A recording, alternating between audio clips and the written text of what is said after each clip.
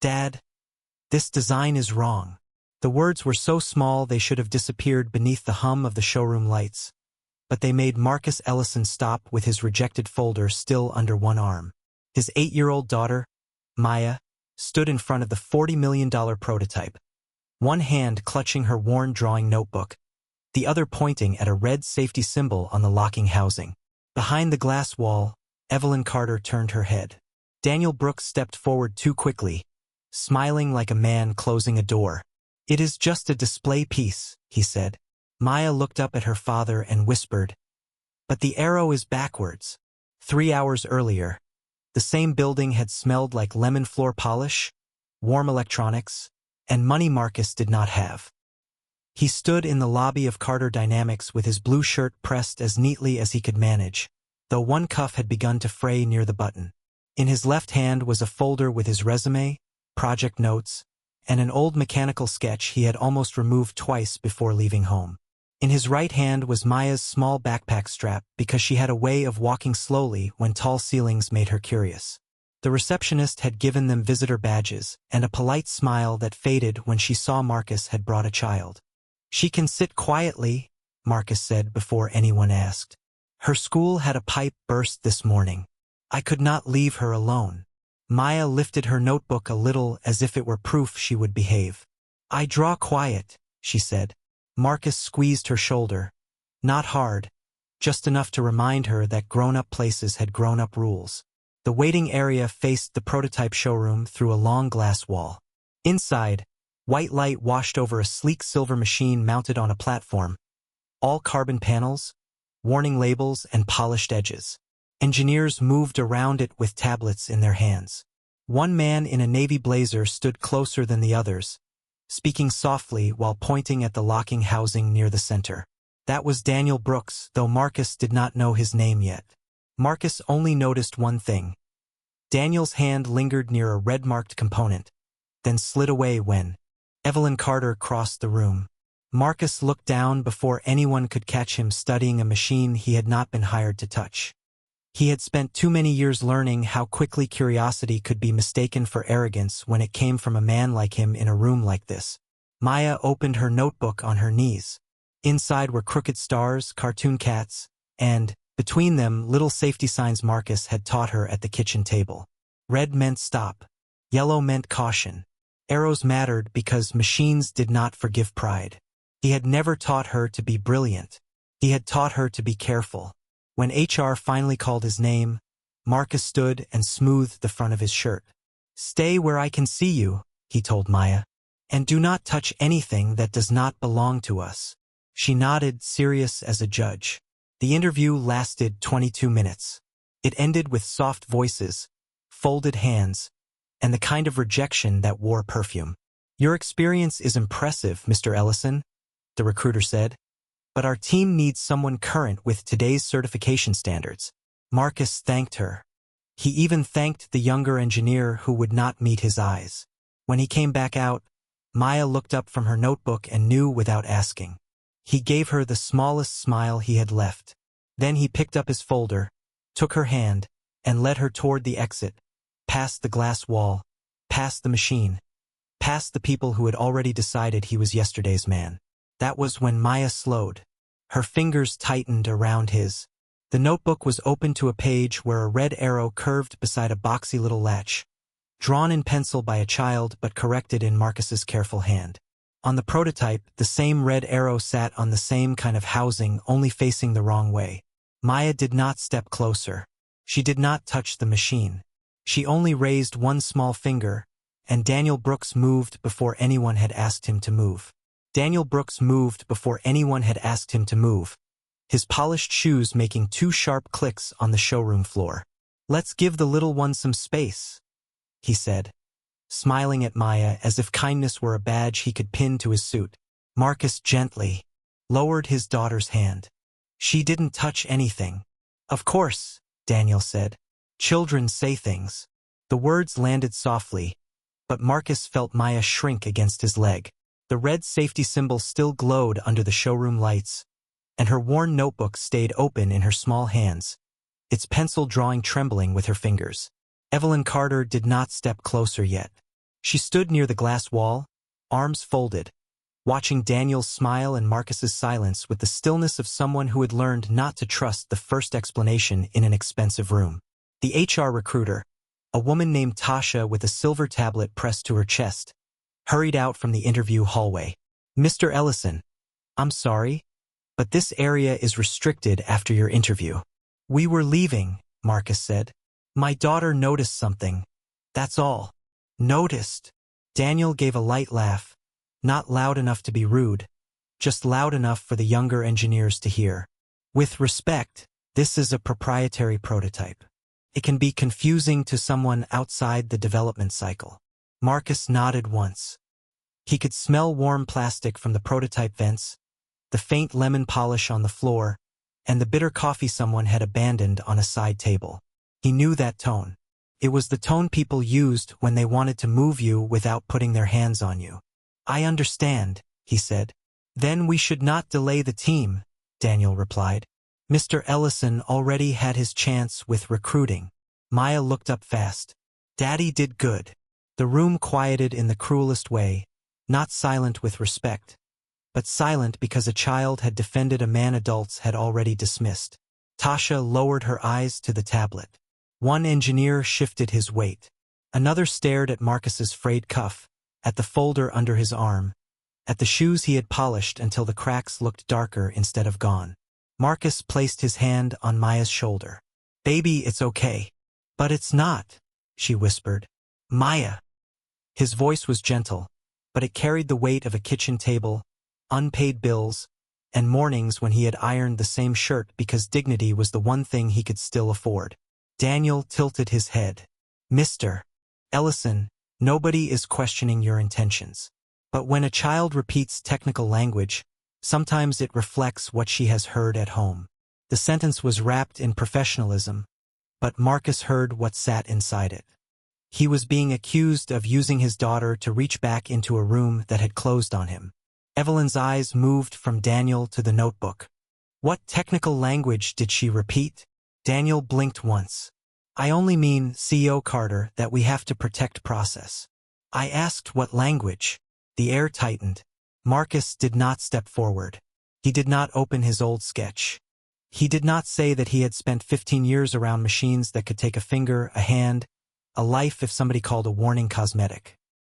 He only bent down and closed Maya's notebook halfway, so the adults would stop staring at it like evidence in a trial she had never agreed to attend. "My daughter draws what I teach her," he said. "Stop signs, arrows, hot surfaces, emergency releases. That's all." Daniel's smile returned, thinner now. "And that is admirable, truly. But our design team works from verified documentation, not kitchen table drawings." A few people looked away. Marcus felt the old sketch inside his folder press against the cardboard, the folded corner rubbing his palm. Tasha cleared her throat and tried to recover the room. "Mr. Ellison, again, your background in mechanical repair is respected. It's just that Carter Dynamics is looking for candidates with current advanced credentials. Mechanical repair, not product safety, not systems design, not the work he had done before layoffs, before his wife's hospital bills, before every interview began with promise and ended with a polite door." Marcus swallowed once. "Thank you for your time." He turned to leave, but Evelyn finally moved. Her heels crossed the floor slowly, each step controlled. She did not look at Marcus first. She looked at Daniel's hand, still resting near the red-marked housing as if he were guarding it from a child's eyes. Then she looked at the folder under Marcus's arm, where one old pencil sketch had slipped just far enough out for the curve of a locking mechanism to show. Daniel saw it too, and for half a second his polite face forgot how to be polite. Daniel saw the old pencil sketch slipping from Marcus's folder, and for half a second his polite face forgot how to be polite. It was gone almost instantly, replaced by the same smooth smile, but Marcus noticed the break the way a mechanic noticed a wrong sound beneath an engine. Evelyn noticed Marcus noticing. Nobody said anything. The showroom lights hummed above them, bright and cold, while Maya pressed her notebook against her chest as if the adults might take it from her. Marcus slid the sketch back into the folder without opening it. He was not there to start a fight in front of his daughter. He had promised himself that morning, while counting the last $23 in his wallet, that whatever happened in this building, Maya would not watch him beg. "Come on, baby," he said softly. "We're going." He turned toward the exit, past the glass doors and the silver reception desk, where the floor had been polished so clean it reflected every shoe that crossed it. Near the side hallway, an older janitor pushed a gray cleaning cart with a squeaking wheel. She wore a faded Carter Dynamics vest and had one hand pressed against her lower back. A thick black power cord from the demo station lay stretched across her path, half hidden under a strip of loose yellow caution tape that had curled at the edge. Engineers walked around it without looking. Daniel was still talking behind Marcus, saying something about protecting the integrity of the process. Oliver Grant, the vice president Marcus had only seen through the glass, glanced at the cord and frowned like the problem was not the hazard, but the fact that it was visible. "We don't need facilities slowing down the client walkthrough," Oliver said. The janitor tried to lift the front wheel of her cart over the cord. Caught. Her body pitched forward just enough for Marcus to move before he thought about moving. He dropped his folder on the bench, reached out, and steadied the cart with one hand while the other came up between the woman and the metal edge. "I got you, ma'am." The woman exhaled, embarrassed. "Thank you, son. These cords keep jumping out at me." Marcus gave her a small smile. "Cords don't jump. People just stop seeing them." He crouched, pressed the loosened tape flat with the side of his thumb, then pulled a fresh strip from the dispenser hanging on the cart. He fixed the cord against the floor in two clean bands, leaving the yellow warning symbol facing upward where people could actually see it. His movements were careful, practiced, almost tender. Not because the cord mattered more than the prototype, but because someone's ankle, someone's hip, someone's life could change on a thing everybody called small. Maya watched from beside the bench. "Daddy, like the kitchen cord?" "Exactly like the kitchen cord," he said. "What do we do with little dangers?" She answered in a whisper, still shy from the room behind them. "We don't walk past them." Marcus nodded once, then picked up her notebook from where she had set it beside his folder. The cover had a purple sticker peeling off one corner, and pencil dust smudged the spiral binding. He brushed the dust away with his thumb before handing it back. For a moment, the page fell open again. A red arrow, a square latch, and the words he had written for her in block letters. "Arrows tell you where force goes." He closed it gently, not hiding it, just protecting it. Behind the glass, Evelyn Carter had stopped moving. She had seen men perform kindness when cameras were near. She had seen people act humble in front of power. But Marcus had already been rejected. Nobody was offering him anything. Nobody was applauding. Daniel gave a quiet laugh under his breath. "That is admirable," he said, just loud enough. "But taping cords is not product engineering." Marcus stood, dust on one knee of his slacks, his folder pressed to his side, his daughter's hand back in his. He did not answer Daniel. He only looked once at the prototype, once at the red arrow on Maya's notebook, and once at the yellow warning tape now facing the right direction on the floor. Evelyn followed his eyes, and for the first time, the small act of kindness looked less like a good deed and more like the beginning of a pattern. Evelyn followed Marcus's eyes, and for the first time, the small act of kindness looked less like a good deed and more like the beginning of a pattern. That was the moment Daniel tried to turn the room back in his direction. "CEO Carter," he said, his voice still warm, still careful.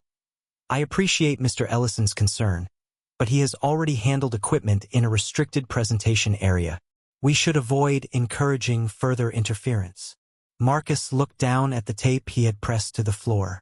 His thumb still carried a faint yellow mark from the adhesive. He could have defended himself. He could have said the cord had been a fall hazard, that the janitor was inches from hitting the metal cart, that nobody else had moved. Instead, he wiped his thumb on the side of his slacks and stepped back. "If I crossed a line, I apologize." Maya frowned. "But Daddy helped her." Marcus squeezed her hand once. "I know." Evelyn did not smile. She looked at the taped cord, then at the prototype, then at Daniel, who had positioned himself between her and the red-marked locking housing again. The showroom seemed louder now, though no one was speaking. Air vents whispered above the ceiling tiles. A tablet pinged softly near Lena Price's workstation. Somewhere behind the glass, the janitor's cart will squeaked away, steady and safe. "Lena," Evelyn said, "pull up the assembly status on Housing C7. Daniel's head turned a little too fast. "That will not be necessary for a visual concern." I asked Lena, the test engineer, a woman with tired eyes and a pencil tucked behind one ear, tapped her tablet. Blue-white light slid over her face. Maya shifted closer to Marcus, holding the notebook against her ribs. Evelyn crouched just enough to meet Maya's eyes without towering over her. "You said the design was wrong. Can you show me without touching the machine?" Marcus answered before Maya could feel the pressure of grown-up attention. "She can show you in her notebook. She does not understand the system." Daniel gave a soft laugh. "Then we agree. She does not understand the system." Marcus did not look at him. He knelt beside Maya and opened the notebook to the page that had fallen open before, smoothing the paper with 2 fingers. The drawing was simple, almost childish. A square latch, a curved red arrow, and Marcus's block letters under it. "Arrows tell you where force goes." Maya pointed to the arrow in the notebook, then pointed across the space toward the prototype without stepping forward. "That one goes the other way," she said. "Daddy says arrows tell you where something wants to move." For a second, no one moved. Then Daniel exhaled as if relieved. "That is merely the outer casing, a visual shell for the demo floor. The functional assembly is internal." Lena's tablet pinged again. Her brow tightened. "It is listed as final safety housing." Daniel blinked. "The terminology can vary between departments." "It says final," Lena said, quieter now. "Not demo." The first real silence arrived then. Not the big silence that changes lives, but the smaller kind that makes people check their own faces. Marcus saw Evelyn's expression harden, not with belief, but with attention. He knew that look. It was the look of someone who did not yet trust him, but no longer trusted the easy answer either. Daniel stepped half a foot to the left, blocking the direct view of the housing from the glass wall. "With respect, we cannot delay a client-ready prototype over a child's drawing." Evelyn's eyes flicked to his shoes, then to the red symbol behind him. "Nobody is delaying anything," she said. "We are clarifying one point." Marcus gently closed Maya's notebook until only the corner of the page showed. He was careful not to make the moment bigger than his daughter could carry. "Ma'am," he said to Evelyn, "if the tablet says final, then her question deserves an adult answer." Lena turned the tablet around. On the screen, under the part number for Housing C7, the words Final Safety Housing glowed in black text beside a timestamp from 2 nights before. Daniel had called it a display piece before anyone had shown him the file. Lena turned the tablet around. On the screen, under the part number for Housing C7, the words Final Safety Housing glowed in black text beside a timestamp from 2 nights before. Daniel's smile stayed in place, but the skin around his eyes tightened. "That label only means the part is physically attached," he said. "It does not mean the visual arrow governs the release sequence." Evelyn did not answer him. She looked at Lena. "Can you run a low-pressure cycle without engaging the full system?" Lena's fingers paused over the tablet. 90 seconds. "Run it." Daniel stepped in smoothly. "CEO Carter, with the client team arriving soon, I strongly recommend we do this through proper internal review." "This is internal," Evelyn said. The room shifted. One engineer pushed back a rolling chair, then stopped halfway, the rubber wheels squeaking once before going still. Marcus felt Maya's hand tighten inside his. "We can wait outside," he said. "No," Evelyn replied, eyes still on the machine. "You can stand behind the safety line. Both of you." Marcus guided Maya back until her sneakers touched the black and yellow stripe on the floor. He knelt, zipped her notebook into her backpack, then turned her gently so her shoulder rested against his side. "If it gets loud, cover your ears." Maya nodded, but her eyes stayed on the red arrow. Lena connected a diagnostic cable to the prototype. The machine gave a low electronic chirp, then a deeper hum that vibrated faintly through the polished floor. The silver housing shifted 1 inch. A green light blinked. Daniel folded his arms, wearing the patience of a man humoring a child. "You will see," he said. "The assembly will cycle normally." Marcus did not respond. He watched Lena's hand instead, the way she hovered near the emergency stop. That told him more than Daniel's voice did. The cycle began with a clean mechanical slide, then a pause that lasted too long. Not long enough for panic. Long enough for trained people to hear the difference. 1 second. 2. The hum deepened. At 2.7 seconds, the latch snapped in the wrong direction with a dry metallic clack. A red warning box flashed across Lena's screen, then vanished as the system reset itself. For a moment, the only sound was the air conditioning pushing cold air through the vents. Maya pressed both hands over her ears even after the noise stopped. Marcus bent closer.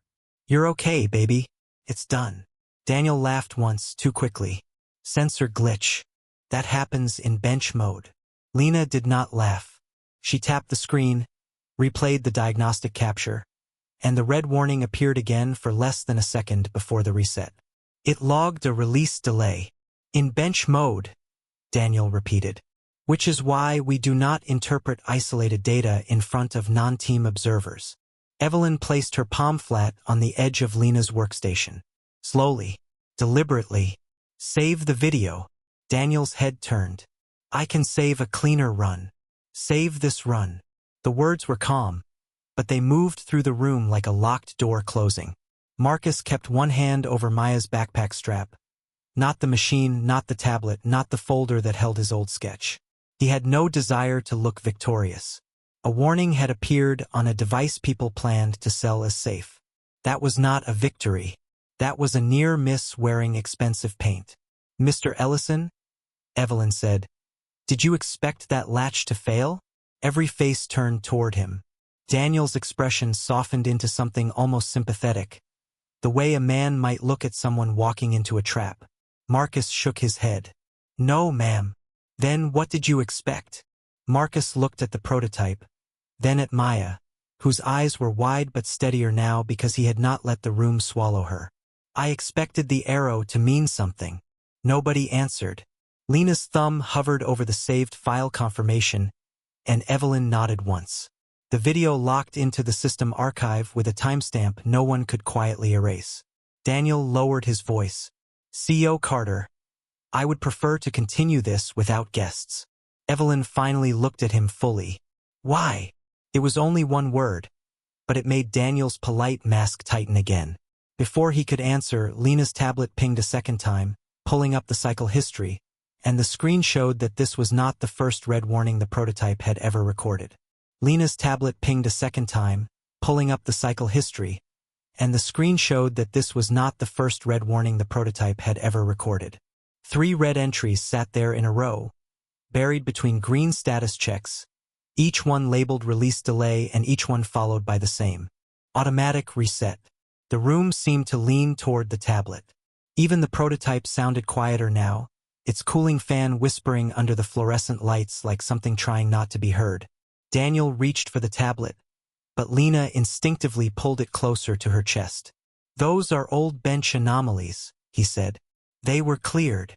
"By whom?" Evelyn asked. Daniel's eyes moved to Oliver Grant before he could stop them. It was fast, almost nothing, but Marcus saw it. Marcus had spent too many years reading small movements around dangerous machines. People always told you the truth with their hands before they found the right lie with their mouths. Oliver stepped forward with the calm face of a man who had signed large contracts and ended smaller careers without raising his voice. "Evelyn, we should not turn a diagnostic table into a courtroom. We have a launch window, a client arriving, and a product team that has already worked months under pressure. Pressure does not clear a safety warning," Evelyn said. Oliver smiled gently, the kind of smile that made disagreement look immature. "No, but context matters." Marcus kept his hand on Maya's shoulder. He could feel her breathing slow down because he had slowed his own. His folder was still under his arm, the old sketch inside it now feeling heavier than paper should feel. He wanted to open it, He wanted, for one sharp second, to put his drawing beside that screen and ask Daniel where he had seen that curve before. But Maya was beside him, and truth handled poorly could become another weapon in a room full of adults. So Marcus waited. Evelyn looked at Lena. Pull the CAD revision history for housing C7. Daniel's jaw flexed. That is unnecessary for a reset issue. You said it was a sensor glitch, Evelyn replied. I am checking the sensor's surroundings. Lena connected her tablet to the main display. The wall screen flickered from the company logo to a dark interface filled with revision dates, part numbers, and names. The air smelled faintly of hot circuitry and coffee gone cold. One by one, the revisions appeared. The original latch geometry showed a release path that matched Maya's notebook. The red arrow facing outward, force moving away from the user's hand. Then a later file loaded. The housing rotated. The arrow reversed. The latch path shifted inward by a few degrees. Marcus did not speak, but his face changed. Not much, just enough that Evelyn noticed. Mr. Ellison? She asked. He reached into his folder slowly, as if sudden movement might make the room accuse him of grabbing for attention. He removed the old folded sketch from his application packet and placed it on the edge of Lena's workstation. The paper had soft corners, coffee discoloration near the margin, and pencil lines pressed deep enough to leave grooves. I drew this 3 years ago, he said, for an innovation grant. It was rejected. Daniel gave a small, polished sigh. Many safety mechanisms look similar at a concept stage. Marcus nodded. That is possible. The answer made the room even quieter because it was not the answer of a man trying to win. It was the answer of a man refusing to lie even when lying would help him. Evelyn leaned closer. Lena. Timestamp on the first submitted version. Lena tapped. 3 years and 2 months ago. Marcus's sketch sat under the overhead light. Lena zoomed in on the archive. The curve of the release channel matched the pencil groove almost exactly. Evelyn's voice lowered. Who reviewed the grant? Lena searched the old vendor emails attached to Daniel's company profile. A list appeared. Near the bottom was Daniel Brooks, external technical reviewer. Daniel's lips parted, then closed. Oliver's phone buzzed in his hand, and he silenced it without looking down. Evelyn, Oliver said, no longer smiling as easily. Ownership questions can wait until after launch. The words landed harder than he meant them to. Marcus looked at him then, not angry, only tired in a way that made the room feel older. Sir, he said quietly, I am not asking who owns it right now. I am asking whether it can hurt somebody. Evelyn stared at the sketch, then at the CAD file, then at the 3 buried warnings. The glass wall reflected all of them back. The rejected father, the child with the notebook, the engineer who had stopped smiling, and the CEO beginning to understand that this was too large, too dangerous, and too documented to be handled behind a closed door. Evelyn did not move the confrontation to a boardroom.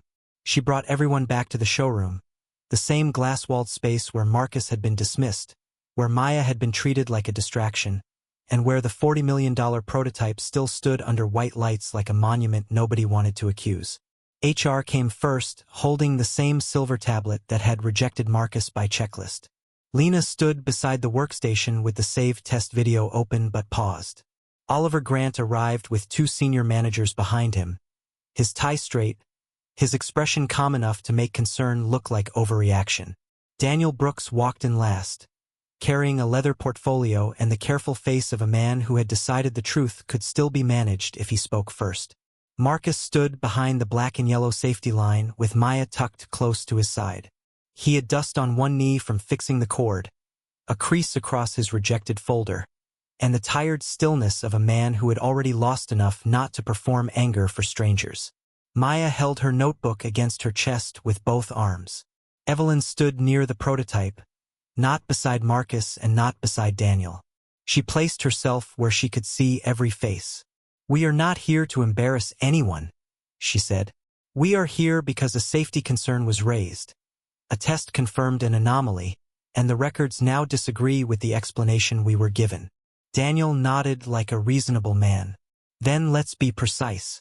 A child noticed a visual symbol. Mr. Ellison, understandably disappointed after his interview, may have connected that symbol to his own past work. The test produced a sensor irregularity in bench mode. None of that proves a product defect. For a moment, his explanation worked. One manager shifted with visible relief. Tasha from HR looked down at her tablet, as if the word disappointed gave her somewhere to place Marcus that felt less uncomfortable. Oliver added softly, "This is exactly why we handle technical matters through process, not emotion." Marcus looked at Maya, then at the prototype. He did not raise his voice. Process should protect people, not protect itself. The sentence hung there, quiet and plain. Evelyn turned to Lena. "Start with the first item." Lena connected her tablet to the main display. The screen showed Maya's notebook page beside a close photo of the prototype's red arrow. The room saw the match at once. Not a perfect technical drawing, not a professional diagram, but the same safety idea pointing in opposite directions. Daniel exhaled patiently. Again, visual casing. Lena tapped once. The service tablet record appeared. Final safety housing. Timestamped 2 nights earlier. Daniel's jaw shifted. Terminology varies.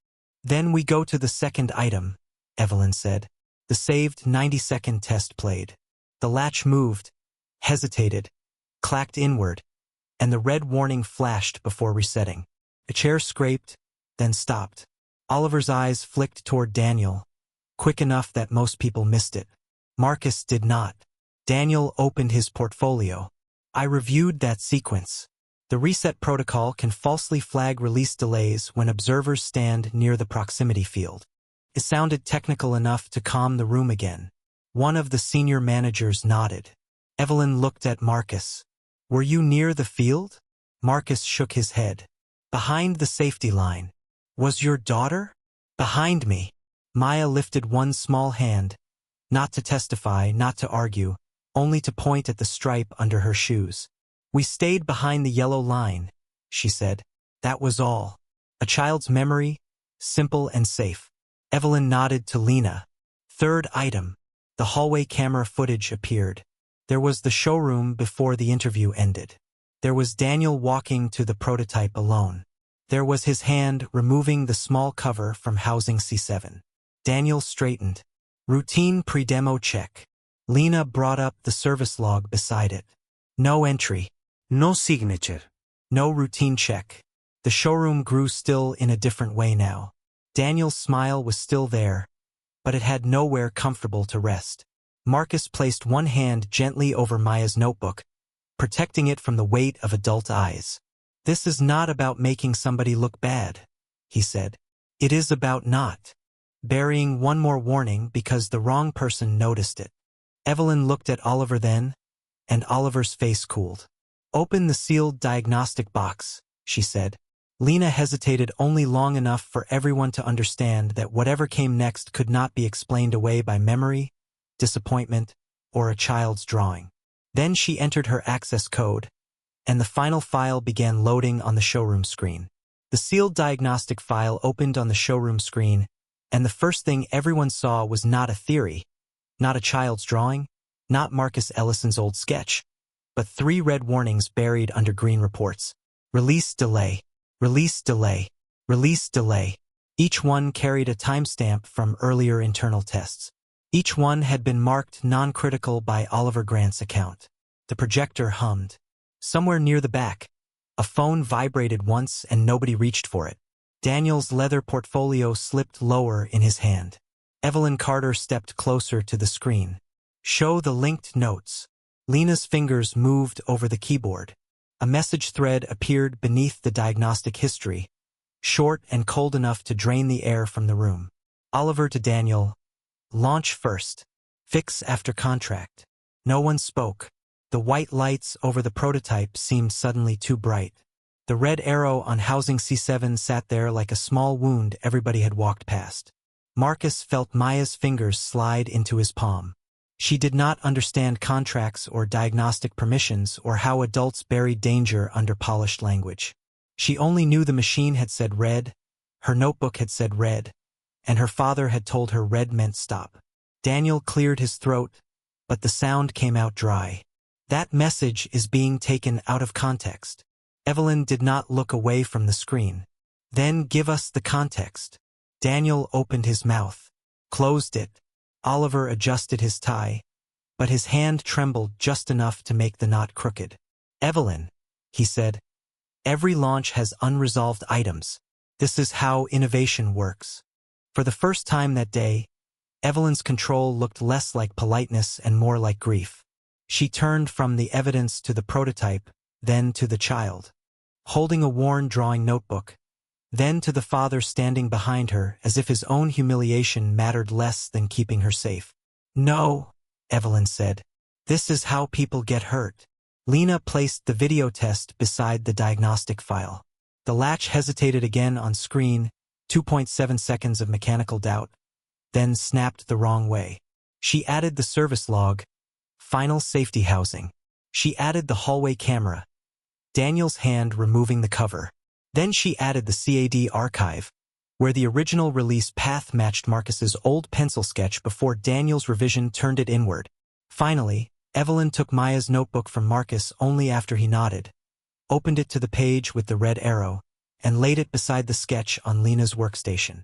A child's crayon line, a father's pencil groove, a corporate archive, a buried warning. They all pointed to the same truth. The room went so still the cooling fan inside the prototype became the loudest thing in the building. Tasha from HR lowered her tablet. One engineer put a hand over his mouth. The senior manager, who had nodded at Daniel's explanation, stared at the floor like the polished tile had become difficult to face. Marcus did not smile. He did not look at Daniel to watch him fall.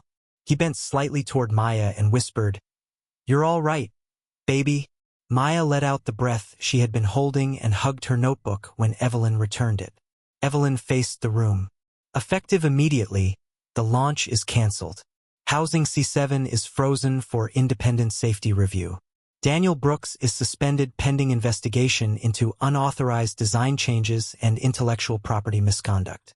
Oliver Grant is removed from operational authority over this project pending review by the board and outside counsel. Oliver's lips parted, but no sentence came. Daniel's pen slipped from his portfolio and tapped once against the floor. That tiny sound moved through the silence like a final signature. Evelyn turned to Marcus, not with pity, not with charity, but with the weight of a public correction. "Mr. Ellison," she said, "this company rejected you by checklist, used your work without honoring it, and ignored the kind of warning you taught your daughter never to walk past. I am sorry." Marcus swallowed once. His eyes shone, but his voice stayed low. "Please make sure nobody gets hurt." Evelyn nodded, and the people who had dismissed him stood without a word, watching the poorest man in the room ask not for revenge, but for safety. And when the first piece of justice finally arrived, Marcus Ellison still had to decide what kind of man he would become now that everyone could see him. The showroom emptied slowly, not with applause, but with chairs rolling back, tablets closing, and people walking softer than they had walked before. Daniel Brooks was escorted to a side office by security and HR, his leather portfolio held tight against his chest. Oliver Grant stayed behind glass with Evelyn and legal counsel, no longer speaking about launch windows or client pressure. The prototype remained frozen under the lights, its red-marked housing tagged with a yellow hold notice, and for the first time all day, the warning faced the room instead of being hidden from it. Marcus stood near the safety line with Maya's backpack in one hand and her notebook in the other. The little book looked almost too ordinary after everything it had carried. Bent purple sticker, pencil smudges, soft corners. A child's page full of arrows that had forced adults to stop pretending. Evelyn came back without an entourage. She did not bring a photographer. She did not bring a giant check. She brought Marcus's rejected application folder, his old sketch sealed in a clear evidence sleeve, and a temporary badge with his name printed correctly. "Marcus Ellison, Safety Systems Consultant." "This is not a favor," she said. "It is a correction." Marcus looked at the badge, then at Maya. "What about her?" Evelyn understood before he finished. "No press, no campaign. No turning your daughter into a headline. She will be named only if you decide, and not today. Maya leaned into her father's side, finally looking like an 8-year-old again instead of the smallest witness in a room full of powerful people. Marcus exhaled. Thank you. Evelyn placed the folder on the workstation. Your authorship claim will go to outside IP review. Lena is protected as a reporting engineer. HR is reopening your file under practical experience review, and certification support will be part of the offer if you accept. Marcus touched the edge of the clear sleeve where his pencil sketch rested. He did not look triumphant. He looked like a man seeing a piece of himself returned carefully after years of being handled by the wrong hands. I do not want anybody fired just because I'm angry, he said. Evelyn shook her head. They will not be handled by your anger. They will be handled by evidence. That was enough for him. Later, when the lobby lights had dimmed and the client banners were being removed from their stands, Marcus crouched to tie Maya's shoelace. The same floor that had reflected his rejection now reflected his visitor badge, his daughter's sneakers, and the yellow caution tape he had pressed down with his own thumb. Maya watched him double knot the laces. Are you still sad, Daddy? He paused. The question found the tired place inside him that the apology had not reached yet. A little, he said. But today, truth got a job too. Maya thought about that, then slipped her notebook into his folder instead of her backpack. So it can go to work with you. Marcus smiled for the first time without forcing it. Across the lobby, Evelyn watched them, not as a CEO choosing a charity case, but as a woman who had almost let speed and status drown out the quietest warning in the room. She did not interrupt. No one did. The final silence was different from the one before. It was not shock. It was understanding.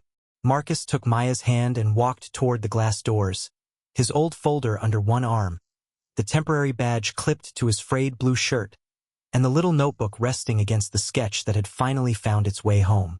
Some men do not need to raise their voice to be heard. They only need to keep doing what is right until the truth grows loud enough for the whole room to listen.